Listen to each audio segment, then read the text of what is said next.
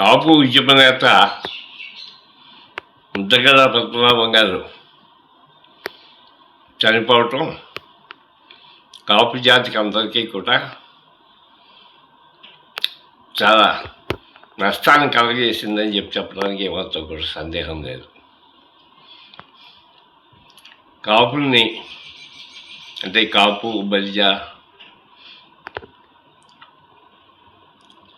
తెలగ ఒంటరి కులస్తుల్ని బీసీలుగా చేర్చాలని ఆయన చేసినటువంటి ప్రయత్నాలు అనేకం. విజయభాస్కర్ రెడ్డి గారు ముఖ్యమంత్రిగా ఉండగా, నేను మంత్రిమంత్రిలో ఉండగా అప్పట్లో కూడా పద్మనాభం గారు ఉద్యమం చాలుపెట్టి చేశారు.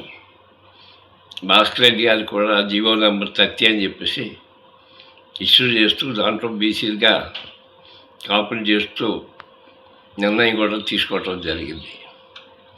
అయినా తర్వాత అది కోర్టుకి వెళ్ళటం, కోర్టులో అది అమలు జరగకపోవటం జరిగిపోయింది. తర్వాత మళ్ళీ తునిలో ఆయన లక్షలాది మంది కాపు సోదరుల యొక్క మధ్య కాపులు బీసీలుగా చేస్తారని ఉద్యమం చేయటం, దాని మీద అప్పటి ముఖ్యమంత్రి చంద్రబాబు నాయుడు గారు బీసీ కమిషన్ వేయటం, ఆ కమిషన్ తీర్పు ఆధారంగా కాపుల్ని బీసీలుగా చేస్తూ ఒక చట్టాన్ని కూడా తీసుకురావటం జరిగింది. అప్పట్లో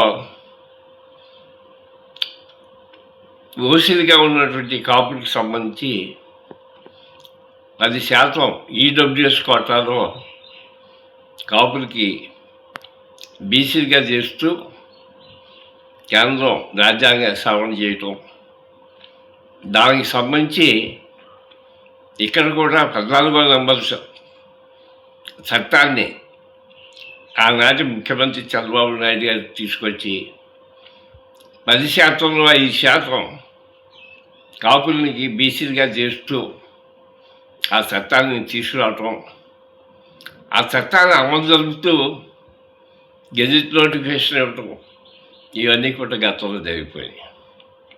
14వ నంబర్ చట్టం వచ్చింది అంటే 10%లో 5% కాపులకి రిజర్వేషన్స్ ఆ రోజులో కలగజేయటం జరిగింది అంటే దానికి ముఖ్య కారకులు ముద్దగడ్డ పద్మనాభం గారని చెప్పడం తప్పనిసరి అని చెప్పేసి మనం చేస్తున్నాను.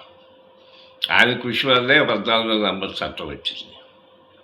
అయితే తర్వాత జగన్మోహన్ రెడ్డి గారు ముఖ్యమంత్రి అయిన తర్వాత ఆ 14వ నంబర్ చట్టం అమలు జరపడం మానేసి దాన్ని పక్కన పెట్టి ఆయన 5 సంవత్సరాల కాలం నడిపేశారు.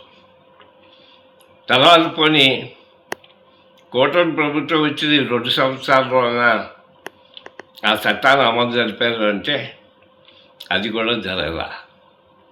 ఈ సందర్భంగా నేను ప్రస్తుతం చంద్రబాబు, పవన్ కళ్యాణ్ ఆధిపత్యంలో నడుస్తున్నటువంటి కూటమి ప్రభుత్వానికి మనవి చేసేది ఏంటంటే, మీరు ఆ చట్టాన్ని అమలు జరిపి 10%లో 5% కాపుల్ని బీసీలుగా చేస్తూ ఇప్పటికైనా నిర్ణయం మీరు తీసుకుంటే ఆయన యొక్క ఆత్మ శాంతిస్తుంది అని చెప్తూ నేను విరమిస్తున్నాను.